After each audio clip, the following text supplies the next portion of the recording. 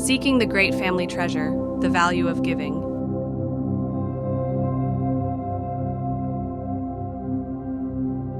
Once upon a time, in the good old days of India, in a land called Gandhara, there was a painter named Kanna.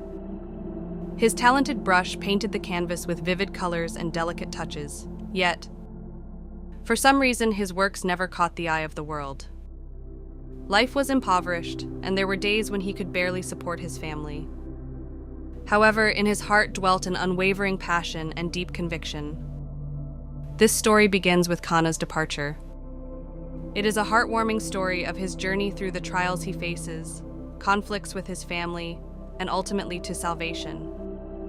It is not merely the story of a single painter, but through self-sacrifice, family bonds, and the power of faith, it gives each and every one of us a profound lesson. Long ago, in the country of Gandhara in India, there lived a poor painter named Kanna. His paintings were known for their vivid colors and delicate technique, but for some reason, they were not at all appreciated in the market, and he always wore torn clothes and led a harsh life, lacking even in daily meals. Kanna continued to take up his brush every day, dreaming of the day his paintings would be recognized. He tried to sell his paintings in the corner of the market and exhibited his works at local festivals, but they rarely sold. However, he never gave up and continued to refine his skills. One day, after much contemplation, Kanna resolved to work under a master to further refine his skills.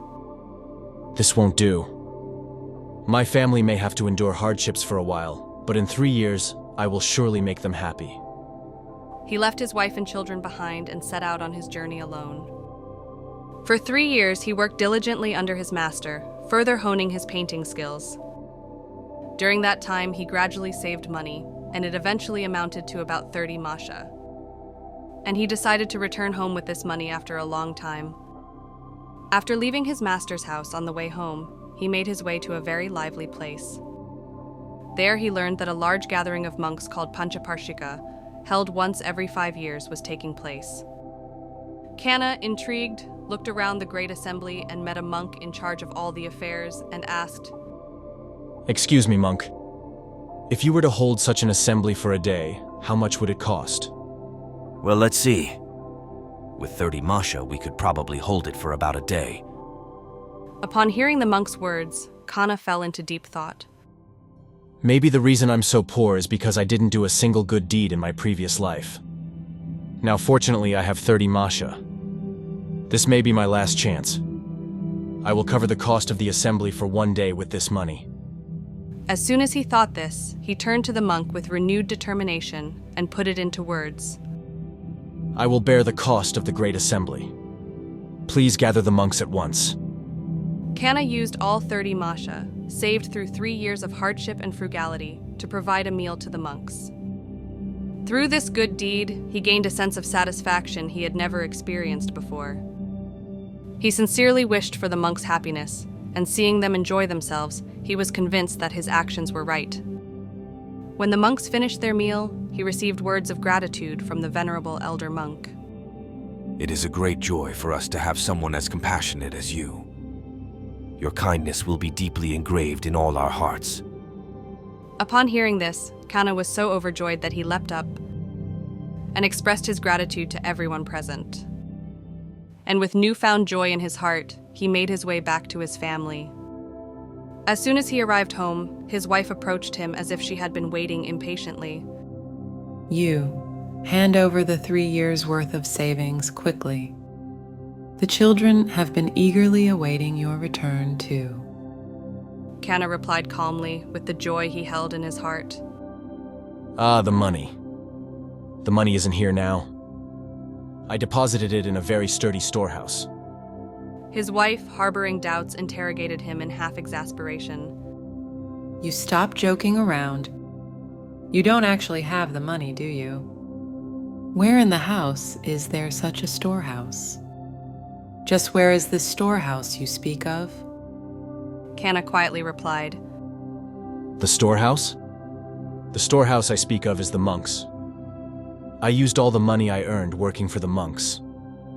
Our happiness will be brought about by that act. His wife stared at Kana with an expression of disbelief. Her anger rapidly escalated, and she shouted in a raised voice, "Even though we're struggling so much, why don't you think about us? Are the monks more important than us? Is giving alms more important than our living expenses?" His wife was indignant and, holding back tears, called together the relatives in the neighborhood. She explained Kana's actions in detail, and as a result, the entire family condemned Kana. "We should tie up such a man and take him to court, not leaving a single penny for his family and using it all on others."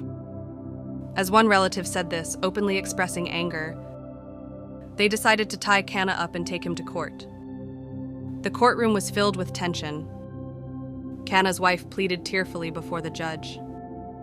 We, the mother and children, believed this man's words that after 3 years I will return with money.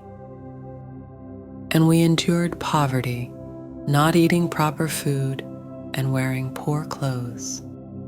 That's because we were waiting for this very day. And yet, he had gone and used up all the money he had saved.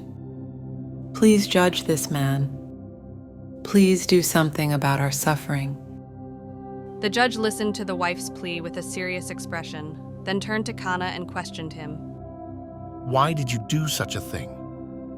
Human beings are like lightning, ephemeral things that vanish in an instant like morning dew. If you don't work while you can, what will become of your wife and children? I hear that your wife and children have been enduring hardships, have they not? Just what were you thinking, taking such actions?" At the judge's words, the gazes of everyone in the courtroom focused on Kana all at once. After a moment of silence, he began to answer in a calm manner. Your Honor, I am well aware that my actions have caused my family to suffer. However, there is a deep meaning to what I have done. I hope that you will understand my actions. Kana, who had been listening to the judge's words, began to speak slowly. I must say, Your Honor, I had never before done a single good deed that would bring happiness. Because of that, we became so poor that my wife and children wept, and we lacked even daily food and clothing. However, the great assembly called Panchaparshika that I saw in the country of Gandhara became an opportunity to cleanse my heart. It was truly a first-time experience for me. When I asked the venerable monk about the cost of this great assembly, he replied, 30 masha would suffice for the cost. So I provided a meal to the monks. I didn't feel at all that it was a waste or that I owed an apology to my wife and children. To me, it felt like the right thing to do. At Kana's words, the judge fell into deep thought, then replied in a moved tone. "Is that so? You did a good thing. The existence of people with a pure heart like you has great meaning for this world as well. Always cherish that feeling. Your actions will inspire many people." The judge then announced that in order to praise Kana's actions, he would give him clothing, ornaments, a horse with tack, and even a village. This was to eternally praise Kana's deeds and to commend his good actions. The happiness of the Kana family after that goes without saying. They came to believe in the Buddha's teachings more and more deeply. Their lives were transformed, and through Kana's good deeds, happiness visited his family as well. Afterward. The lessons that modern people should learn from this story can be summarized in the following points. The first is self-sacrifice and altruism. Kana's charitable act demonstrates consideration for others beyond personal gain. In modern society as well, thinking of others' happiness and welfare, and the importance of sometimes acting while sacrificing one's own interests are suggested. The second is growth through overcoming difficulties. Kana achieves spiritual growth amidst adversity. For modern people as well, difficulties and challenges are opportunities for growth, and overcoming them teaches that one's inner self is strengthened and new perspectives are opened. The third is the importance of relationships with family. The conflict with family shows what kind of impact an individual's decisions have on those around them. The importance of maintaining good relationships with family and others and the need for communication are emphasized. The fourth is the value of righteousness and good deeds.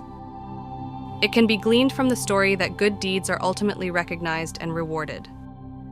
For modern people as well, the importance of continuing to do what is right and the possibility that those actions will bring long-term benefits are shown.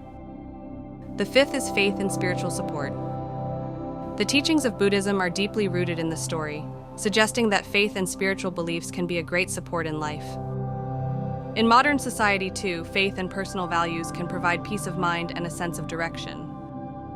This story conveys to modern people as well universal values such as altruism, personal growth, the importance of family relationships, the value of righteousness and good deeds, and the importance of spiritual support, and provides guidelines for introspection and action.